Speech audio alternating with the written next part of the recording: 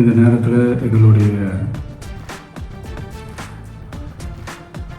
வழிகளை, எங்களுடைய நிலைமையை புரிஞ்சுக்கிட்டு எங்களுக்காக பேசின அரசியல் கட்சிகளை சார்ந்த நண்பர்கள், தலைவர்கள் அனைவருக்கும் என்னுடைய நன்றியை தெரிவிச்சுக்கிறேன். கிட்டத்தட்ட ஒரு 5 மாவட்டத்துக்கு பிரச்சாரத்துக்கு போனோம். இந்த மாதிரி எதுவுமே நடக்கல. ஆனால் கரூரில் மட்டும் ஏன் எப்படி நடக்குது, எப்படி நடக்குது? மக்களுக்கு எல்லா உண்மையும் தெரியும்.